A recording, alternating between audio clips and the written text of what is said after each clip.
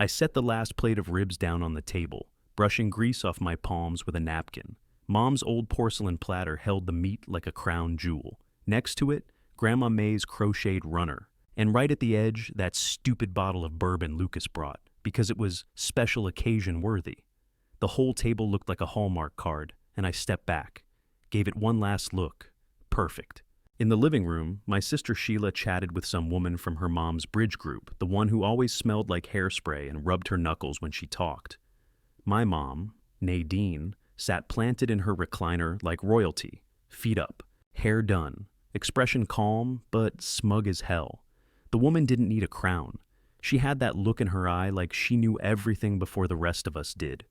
It was her birthday. Just family and a couple of the nosy neighbors who liked free wine. I raised my glass. To Mom, for everything you've done. I didn't mean it, but I said it loud.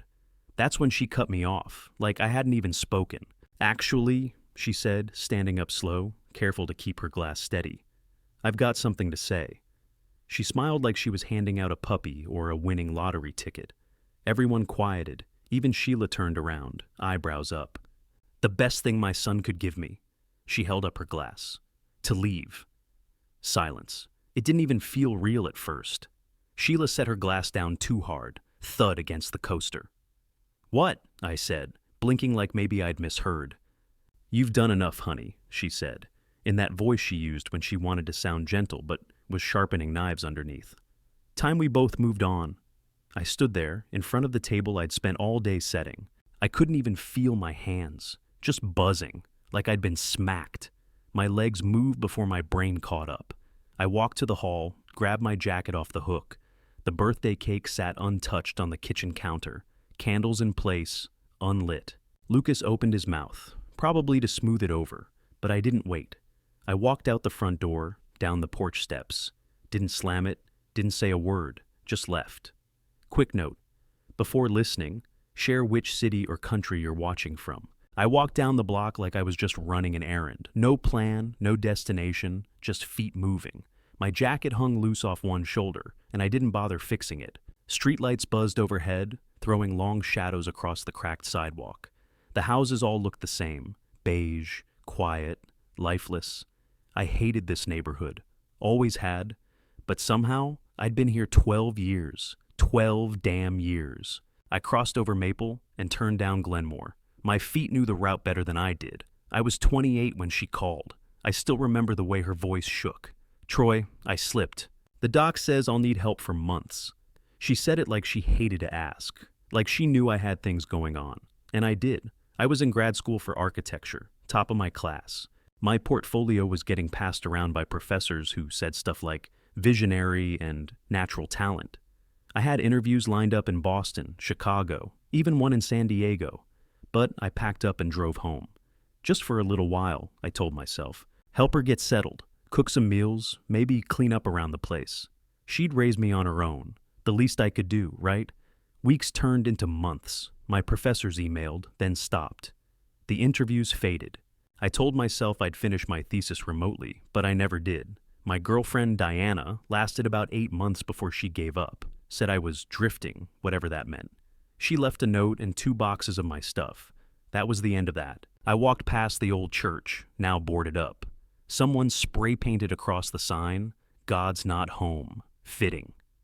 Back at the house, my sketchbooks went into a box in the closet. I meant to pull them out every week. I told myself it was temporary. I could always start again. But every day brought some new thing. Can you run to the pharmacy? The garden needs weeding. I can't figure out the insurance paperwork. And I just did it, without thinking. Next thing I knew, I was pushing 40 and still living in my childhood bedroom. Only now I paid the bills and did all the repairs. Mom just gave orders from her recliner. I turned onto Birch and passed Elaine's house, light still on, probably reading or listening to one of those true crime podcasts she likes. Her dog barked once, but I kept walking. I thought about how she looked at me that night. Mom, I mean, that smug little smile when she told me to leave. Like I was the house guest who had overstayed his welcome. Except I wasn't a guest.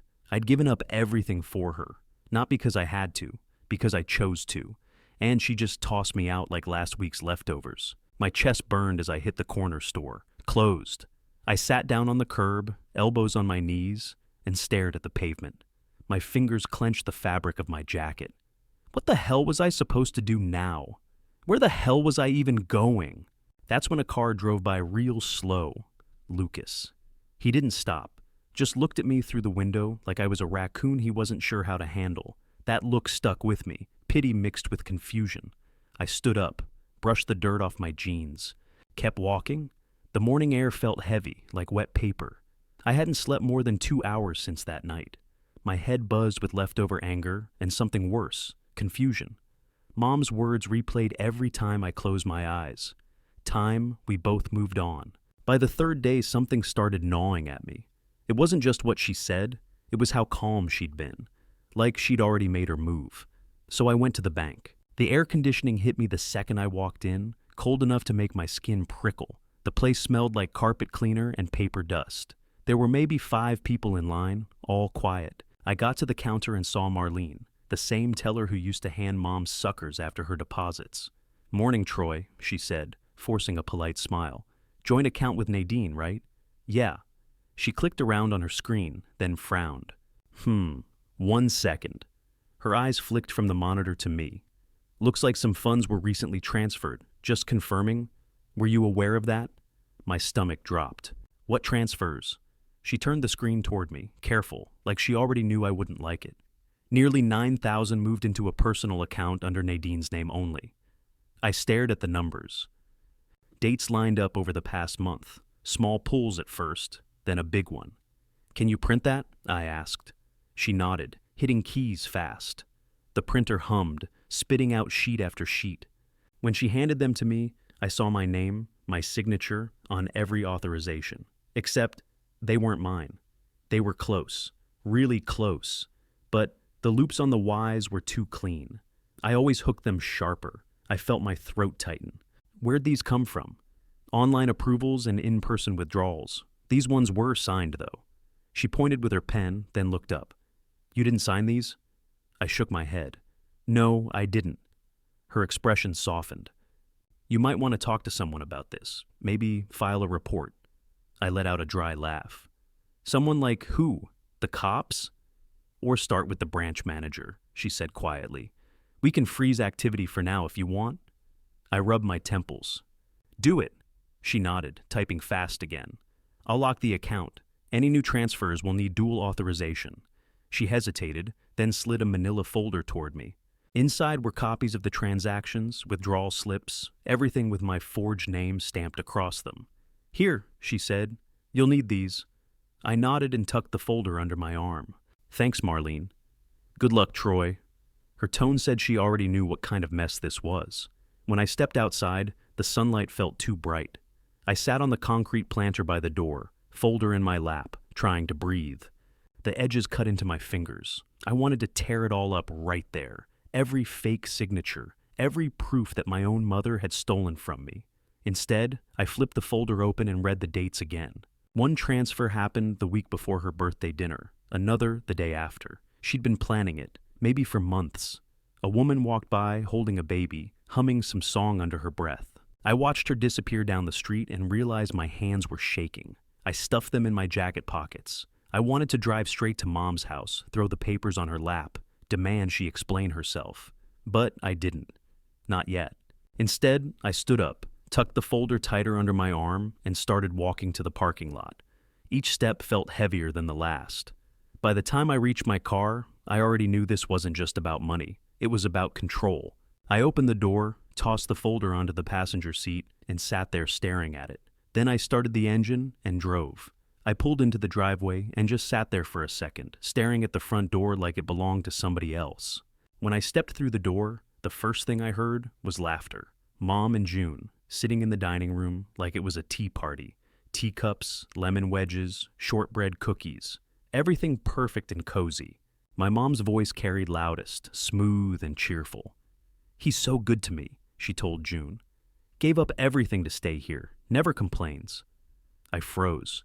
She was wearing Dad's watch, my watch. The one he left me, gold Seiko, with the cracked leather strap. I hadn't seen it in months. She caught me looking and smiled. You used to lose it all the time. I'm just keeping it safe." I walked past them without answering, straight to the back office where we kept the files. Something inside me had flipped. I wasn't mad. I was done. The cabinet stuck a little when I yanked it open. I dug through the folders: property tax, home insurance, warranties, and then I saw it: house deed, refiled. I pulled it out and flipped to the back. Owner: Nadine L. Russell, 85%, co-owner Troy D. Russell, 15%. I blinked, closed the folder, opened it again, same numbers. She must have filed an update, one that looked official enough to fool anyone, but I'd never signed off on it. That house used to be split 50-50 after Grandma May died. Mom even had me sign paperwork years ago, just to update mailing addresses, she said. She'd changed it, somehow. I didn't say a word, just kept going, logged into my savings account on my phone. Last year, I had over 11,000 saved, mostly from side gigs and leftover checks from the teaching work I'd done remotely. Now, it won $234. Withdrawals listed under automatic bill pay. They'd all cleared before I froze the account. I never set any of that up. I stood there so long, my legs went numb. Then I went upstairs, straight to the attic. My hands were shaking when I pulled the hatch down and climbed up. The air hit me thick with dust and something floral. Lavender sachets, probably hers. But what wasn't there hit harder than what was. My drafting table, gone. My blueprints, gone. My handmade models, all of them, gone, in their place. Shelves of plastic bins labeled yarn, scrapbooking, stamping supplies. She'd turned it into her damn hobby den. I backed down the ladder and stormed into the kitchen. She was rinsing out a teacup like nothing happened. "Where are my things?" I asked. She didn't even flinch. "I needed the space. You weren't using it." My jaw clenched so tight I felt it in my ears. "You had no right. You live here for free, Troy. Don't forget that." I nearly laughed. Free? She was draining my savings, altering deeds, forging signatures, and I was the freeloader. I turned and walked out without another word, up the stairs, into my room. I looked around: bed, desk, dresser. Same posters on the wall I had in college. Nothing had changed in here in over a decade, and that suddenly felt disgusting. I pulled the lock from the closet, installed it on the bedroom door, screwed it in slow and steady, even though my hands wanted to shake. When I turned the key and heard that click, it felt final. 12 years I'd been living in that house like a ghost, quiet, useful, unseen. Not anymore.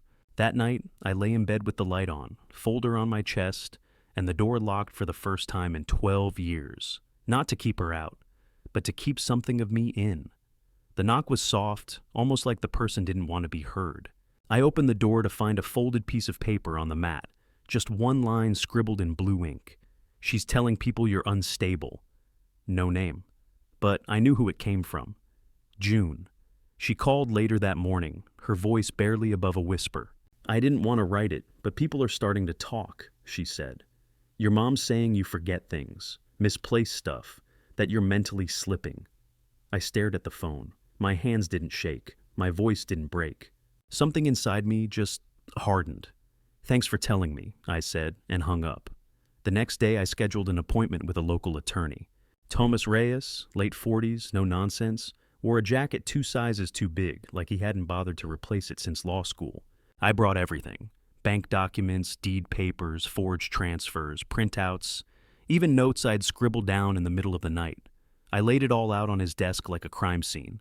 He didn't talk much, just flipped through pages, eyes scanning fast. After 10 minutes, he set the last paper down and looked at me. "This is financial abuse," he said, straight to the point. "You need to protect yourself, quietly." So, that's what I did. I opened a new bank account under a different branch, transferred what little I had left, started tracking every dime. I set alerts, froze my credit, changed every password, even to the old streaming accounts I hadn't used in years. I made a spreadsheet. Column after column of spending I could prove was mine, then another for the stuff that wasn't. 3 days later, I got a phone call from Lucas. "Hey, just giving you a heads up. Mom invited everyone to a family meeting. Saturday at June's." I wasn't invited. Long pause. "I thought you knew," he mumbled. I hung up. 15 minutes later, I pulled out a stack of old mail I'd never thrown away. Mostly boring stuff, junk, coupons, water bills. But tucked between an envelope from the DMV and a pizza menu was a credit card statement addressed to both me and Nadine. I'd never opened it. I tore through it. One charge after another. Steakhouse in Nashville, hotel spa in Arizona, jewelry store in Flagstaff. I'd never been to Flagstaff. I checked the last 4 digits, same card linked to my savings account, the same one she drained. I went to the hall closet and pulled down the fireproof lockbox where I kept all my personal documents. The key was gone. I pried it open with a screwdriver, teeth gritted. When the lid finally gave, I went straight to the folders. My birth certificate, missing. Passport, gone. Social security card, not there. I stared at the empty folder like it might fill itself back in. She wasn't just stealing from me, she was erasing me, piece by piece. I texted Thomas. We need to meet again. Urgent. Then I sat on my bed, door locked, laptop open, and started writing it all down. Every detail I could remember. Dates, conversations, weird looks from neighbors, missing things that never made sense until now. She was building a case, painting me as the crazy son, the dependent, the burden. Fine. She wanted a story. I was going to write the real one, start to finish. And this time, it wouldn't end with me walking out the door. 2 days before the meeting, I found a note slipped under my door, handwritten, shaky ink. You're not wrong. I see it too. It keeps me from going crazy. E. I stood there staring at the paper like it might disappear. Elaine. The neighbor who never said much but saw everything. It was the push I didn't know I needed. Saturday came, I wore a clean shirt, packed the folder, no warning, no heads up. Just walked into June's house like I had every damn right to be there, which I did. Everyone was already gathered. Nadine sitting near the head of the table, Lucas next to her, arms crossed. Sheila was there too, tight-lipped, tapping her foot.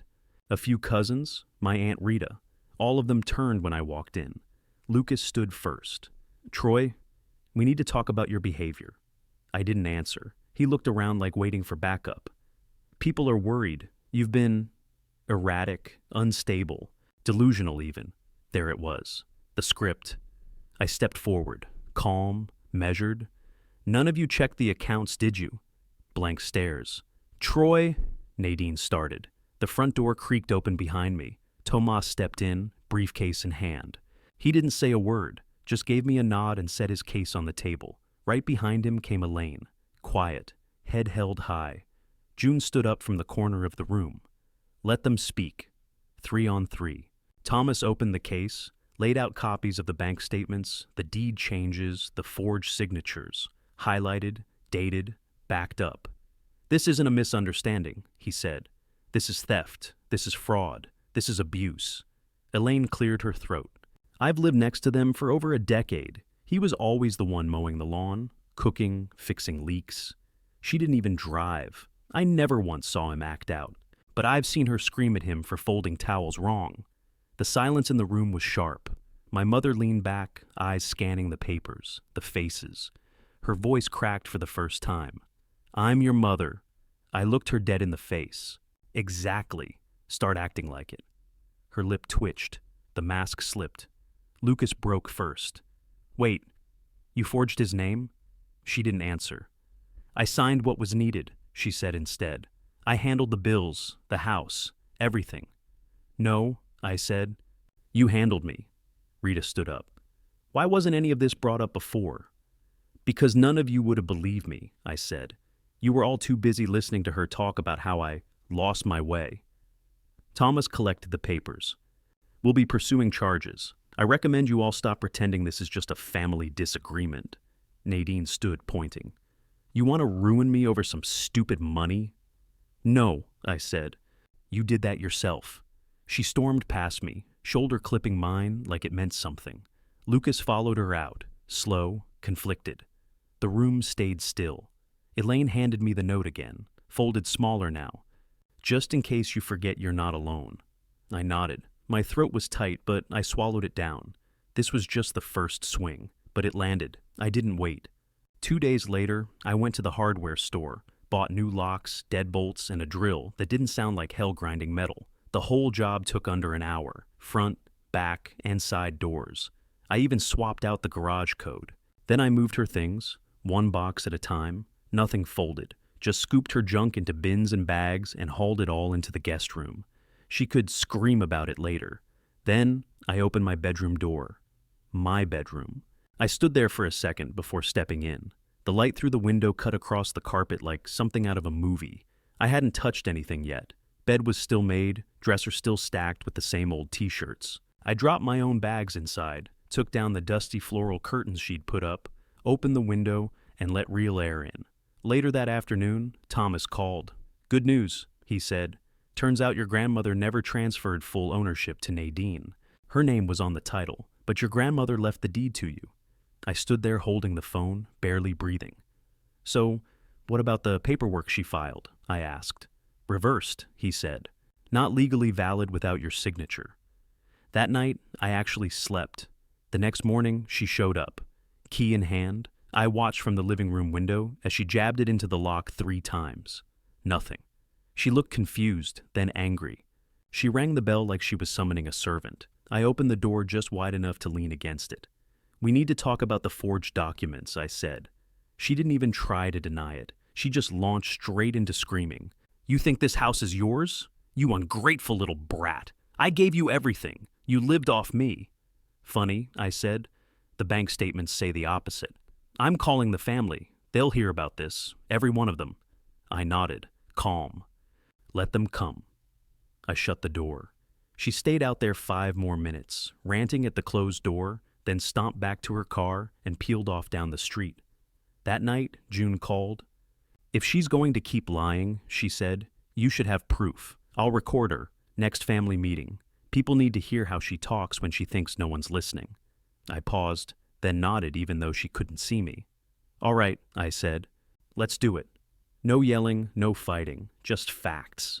Let her words do the damage. Quiet truth beats loud lies. Every time." Lucas knocked around 9 the next morning, no warning. Just showed up with that awkward guilt face he always wore when something serious was about to happen. I let him in and didn't say much. Just walked to the kitchen table and dropped the folder in front of him. He flipped it open, started reading. Took his time. He didn't skip pages, didn't try to talk while he read. I sat across from him, arms crossed, waiting. 10 minutes passed before he spoke. "Why didn't you say anything sooner?" I stared at him. "Would you have believed me over her?" Silence. He looked down at the papers again, like they might answer for him. Then he nodded, quiet. "No, I guess not. I didn't rub it in. Didn't need to." He stood up and left with a short, "I'll be in touch." The next day around noon, the phone rang. It was her, Nadine. Her voice was thin, wheezy, fake as hell. "Troy, my heart's not doing good. I might need to be checked in. Can I come back just until we know what's going on?" I didn't yell, just breathed in slow. "Lucas will drive you to urgent care," I said. "If they confirm anything, we'll talk." She paused, like she couldn't believe I wasn't folding, then hung up. 2 hours later, I heard tires in the driveway. She limped up to the door like a bad soap opera extra, one hand on her chest, the other gripping Lucas's arm like she was about to collapse. I didn't say a word, just opened the door, let them both in. We sat in the living room. She sank into the recliner like it was her throne again. Lucas hovered near the arm of the couch. I grabbed the folder from the bookshelf. "Let's go through it together," I said. She rolled her eyes. "I don't have the energy for your accusations." I laid the papers on the coffee table one by one. The transfers, the deed refile, the power of attorney form with my forged signature. Her jaw clenched. Lucas didn't move, just watched her. "You never broke your hip, did you?" I asked. "Nothing." "You lied to keep me here." She glared at me, full fire now. "You would have left like your father. I needed you." There it was. I looked at Lucas. He wasn't defending her anymore. She tried to speak again, something about misunderstanding, but her voice cracked halfway through. He walked over, helped her stand. She tried to push him off, but he didn't budge. "You should go," I said. He nodded once, didn't say anything. Just walked her out. She kept her head high, but it didn't mean what it used to. At the door, she looked back like she wanted to say something, then thought better of it. I closed the door behind them, then leaned against it and exhaled like I hadn't breathed in weeks. 2 weeks later, Elaine showed up with a foil-covered meatloaf and a stiff smile. "Don't get used to this," she said, handing it over. "I won't," I said, "but I will eat all of it." She followed me into the kitchen and leaned against the counter while I set the dish down. "She's in Phoenix now," she said, "with cousin Cheryl, left last night." I turned. "You serious?" Elaine nodded. "Lucas drove her to the airport. She didn't say goodbye to anyone but June. I didn't ask why. I didn't have to." "The family?" I asked. "Split," she said. "Half think you're cold. The other half finally opened their eyes." I nodded. "Doesn't matter anymore." And it didn't. Not like it used to. Later that day, I went up to the attic, not looking for anything in particular, just pacing. The insulation still stunk, and the lighting was crap. But in the far corner behind one of her old quilting bins, I found it, my sketchbook. Black cover, bent at the edges, dusty as hell. I opened it, and there they were, rough lines, old models, half-finished ideas.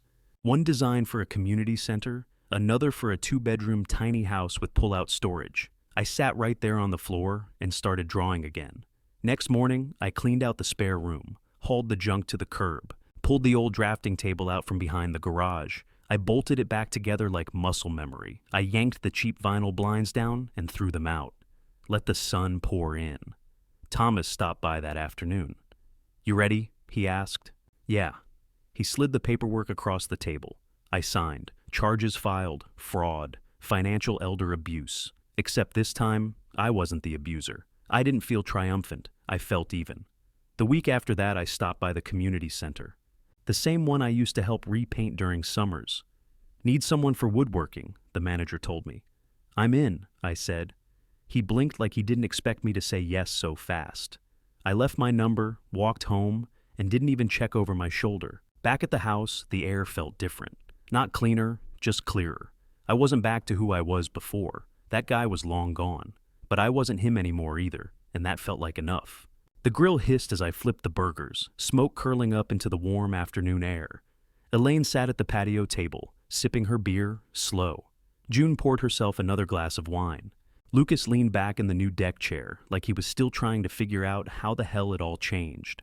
"This place looks totally different," he said, glancing around. "Feels different too," I said, nodding. The yard was cleaner, yeah, but it was more than that. It felt mine.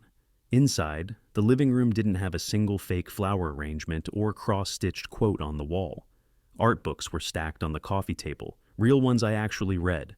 A few of my sketches hung in black frames above the couch. Clean lines, clean space. Sheila had left 2 years ago. Said she didn't sign up for small-town anything. Couldn't blame her. I barely wanted this life back then either. Nadine still sent birthday cards, usually 2 weeks late, usually unsigned. I kept them in a drawer I never opened. Elaine was teaching pottery again. June still brought the wine, always some bottle with a bird or flower on the label. Thomas checked in every couple months, just to make sure nothing else blew up. The fridge was full of actual food I picked out. Real beer, real groceries. No more notes taped to shelves or lectures about cholesterol. I could open a cold one before 5 and not feel like I was being watched. My house. My rules. The doorbell rang. I didn't flinch, didn't brace. It was just the Henderson twins from down the block. Katie and Melissa, standing there in matching sneakers, holding a foil-covered plate. "Mom says you helped her take her life back," Katie said, handing me the cookies. I smiled. She did that herself. They skipped off the porch like it was nothing. I closed the door, carried the plate into the kitchen, and set it beside the grill tools. Then I stepped into the spare room, my office now. Drafting table in place, good chair. The light came in strong from the new window. I sat down, adjusted the chair height, and pulled out a clean sheet of paper. Started sketching something new, not sure where it was going yet. Didn't matter. I wasn't where I thought I'd be. But I was home,